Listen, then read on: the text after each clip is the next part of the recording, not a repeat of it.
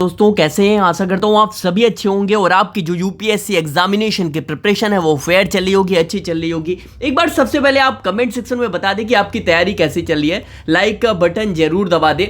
देखिए आज के सेशन में हम यूपीएससी के टॉपर रहे कनिष्क कटारिया, रैंक 1 इनकी यहां पर आई हुई थी और ये माने कि ये ऐसे टॉपर हैं जिन्हें बार बार सुनने का मन आपको करेगा। एक बार आप इन्हें सुनेंगे तो देखिए ये उन टॉपरों में से नहीं है जो गलत बातें करते हो, बेवजह बेबुनियादी बातें करते हो। तो इनकी कॉपी देखेंगे, ये देखेंगे कि ये कैसे इन्होंने यूपीएससी के एग्जामिनेशन में रैंक 1 सिक्योर की और इनकी यूपीएससी की ये कॉपी देखकर आज से आप ये टारगेट कर ले कि यूपीएससी के आंसर जो है वो आपको ऐसे ही लिखने हैं। ठीक है, चलिए अब ज्यादा समय ना लेकर ये देखिए आप इनके कॉपी को हम डिस्कस करेंगे। लेकिन इससे पहले मैं बता दूं अभी जो आपकी क्लासेस चल रही हैं, जैसे आपकी जो फ्री क्लासेस चल रही है, पूरा जो यूपीएससी का सिलेबस आपको फ्री में यहाँ पे फ्री इनिशिएटिव के थ्रू आपको पढ़ाया जा रहा है, ठीक है, डिलीवर किया जा रहा है। उसमें आपको 1 से 2 दिन गैप देखने को मिलेगा। मेरी थोड़ी व्यस्तता है, इंटरव्यू शेड्यूल कुछ मामले में हो रहे हैं, इसी वजह से जो क्लासेस हैं वो अभी थोड़ी डिले होंगी 1 से 2 दिन। तो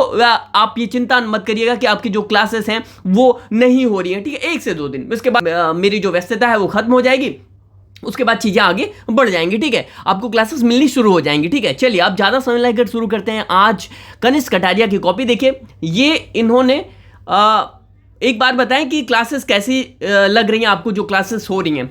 देखिए अगर आपको यूपीएससी एग्जामिनेशन में आप ये कह लें कि एग्जामिनेशन को पास करना है ना, एग्जामिनेशन में अपनी जगह बनानी है, टॉप करना है, तो ये जो टॉपर है कनिष्क कटारिया, अगर इनकी कॉपी देखने के बाद इस तरह से आप लिखने की कोशिश करेंगे मेंस के पॉइंट ऑफ व्यू से, यकीन मानिए कि आपको इस एग्जाम में पास होने से, सिलेक्शन पाने से, अंतिम रूप में अंतिम पीडीएफ में अपनी जगह बनाने से आपको कोई नहीं रोक सकता। ठीक है, क्योंकि मेंस का जो एग्जाम है, जो यूपीएससी का एग्जाम है, आज की डेट में वही देखने को मिलता है भैया कि ये एग्जाम लगातार आप ये कह लें कि skill based, written skill based वाला हो चुका है ना। अगर आपको लिखने की जो क्षमता है, जो स्किल है वो बेहतर है, तो आप इस एग्जामिनेशन में इजीली आप इसे क्रैक कर पाएंगे, इजीली आप इसे एक्सेस कर पाओगे इस एग्जाम को। तो अब ज्यादा समय न लेकर शुरू करते हैं। कनिष्क की कॉपी देखना, कॉपी इंग्लिश में लिखी गई है लेकिन हिंदी मीडियम वाले बच्चे परेशान ना होंगे। मैं एक बार एक गो थ्रू होना चाहता हूं, आपको ये गो थ्रू कराना चाहता हूं कि टॉपर्स कैसे लिखते हैं। और ये आप कॉपी मत करिएगा, इनकी जो कॉपी है वैसे ही डिट्टो, आप ऐसा मत समझिएगा कि मुझको ही ऐसे लिखना।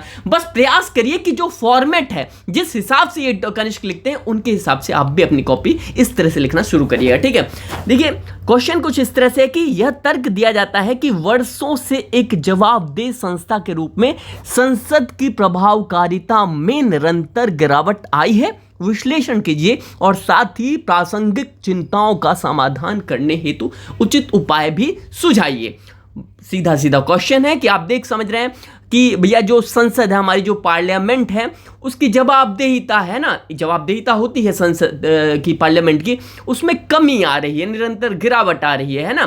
तो यहाँ पर देखिए अकाउंटेबिलिटी की बात करता है कि जो पार्लियामेंट है उसकी अकाउंटेबिलिटी में कमी आ रही है। कि भैया अकाउंटेबिलिटी का मतलब आप ये समझिए कि संसद जवाबदेही होती है, जवाब देना पड़ता है संसद को, ये जवाबदेहिता जो उसमें कमी आ रही। अब देखिए ज़्यादा मैं नहीं जाऊँगा, बस एक बार आपको फॉर्मेट समझाने की कोशिश कर रहा हूँ। ठीक है, बात ये कहां से करते हैं, देखिए इन्होंने कुछ नहीं, सीधा यहां से शुरुआत कर दी है भैया कि Indian parliament performs several functions like deliberating laws, exercising financial and political control over the executive etcetera.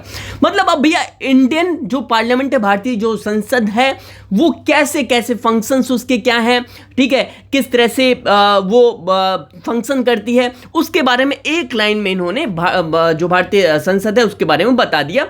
फिर यहां लिखते हैं हाउएवर मेनी स्टैटिस, मतलब जो गिरावटें आ रही हैं संसद में वो क्या है, सीधा सीधा टू द पॉइंट। क्वेश्चन क्या पूछा है, क्वेश्चन ये पूछा ना भैया, संसद की जो प्रभावकारिता है उसमें गिरावट आ रही है निरंतर, तो वो क्या गिरावट है।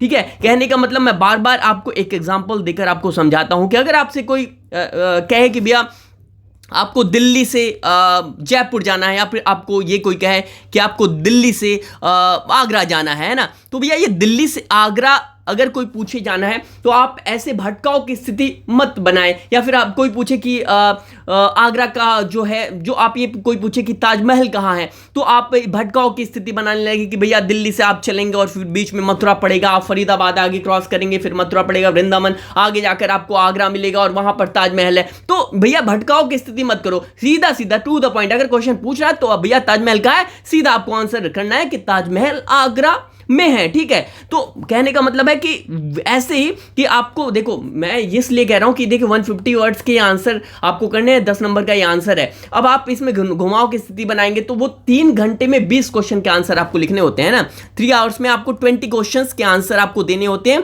और हर क्वेश्चन आपको अलग अलग तरीके से हैंडल करना पड़ता है, तो वो टाइम मैनेजमेंट का मामला भी नहीं बचेगा। तो यही है कि भैया इन्होंने क्या किया, इन्होंने सीधा सीधा यहां पर कि भैया क्या गिरावट आ रही है, क्या कर रहा है, वो यहां पर इन्होंने काउंट कराना शुरू कर दिया कि भैया parliament on an average work for only 6 days year, मतलब वही 66 दिन एक साल में जो पार्लियामेंट है वो एक एवरेज औसत देखा जाए तो यही काम करी। तो भैया कहने का मतलब यह है कि जो टू द पॉइंट है, क्या मतलब इन्होंने अब गिरावट के मामले में बता दिया क्या क्या गिरावट किस तरह से आ रही है, जो संसद की प्रभावकारिता है, उसके कार्य करने की क्षमता जो है उसमें किस तरह से गिरावट आ रही है, वो इन्होंने बता दिया, ठीक है। अब ये कैसे अब बाकी देखिए अब क्या रीजन है, इन्होंने दिया रीजन क्या है, क्या कारण है कि संसद की प्रभावकारिता जो कार्य करने की क्षमता है उसमें क्यों गिरावट आ रही है, वो रीजन मतलब आप समझिएगा कि आप ये समझिएगा कि देखिए पॉइंटर फॉर्मेट में लिख रहे हैं। कई लोग, मैं बार बार कहता हूं कि वो लंबा वाला प्रोसेस आप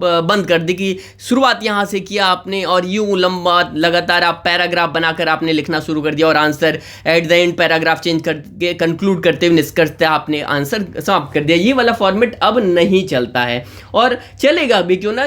मतलब आप ये समझिए कि आप एग्जामिनर हैं और लंबा पैराग्राफ किसी ने लिख कर दिया तो आप कॉपी चेक करेंगे, आपको मजा भी नहीं आएगा, आपको कोई इंटरेस्ट भी नहीं आएगा। आप क्या करोगे भैया, हाँ ठीक है लिखा हुआ है। अगर ये आपको यहाँ पर किसी को 4 नंबर या 4.5 नंबर आपको देने थे तो वो 1.5 नंबर भी देकर आगे बढ़ जाएगा। और अगर आप टू द पॉइंट इस तरह से पॉइंटर फॉर्मेट में आप लिखेंगे तो मजा भी आता है और एग्जामिनर के सामने चीजें जाती भी। देखिए अंडरलाइन कर दिया 6 डेज ए ईयर और बाकी 35 आवर्स ए डे। अब भैया ये कहने का मतलब ये है कि ये अंडरलाइन जो इंपॉर्टेंट पॉइंट्स है उनको अंडरलाइन करते हुए चलना है। रीजन देखिए, रीजन वही लिखते हैं, रीजन आप देख लेना क्या किस हिसाब से। इसको जो कॉपी है वो आपको हमारे टेलीग्राम चैनल पर मिल जाएगी, वेबसाइट पर भी मिल जाएगी। टेलीग्राम चैनल की जो लिंक है वो इसी वीडियो के डिस्क्रिप्शन बॉक्स में दिया हुआ है और जो वेबसाइट हमारी www.gyanfromhome ऊपर आपको दिख रहा हो वहां पर भी आपको ये चीजें देखने को मिल जाएंगी, ठीक है।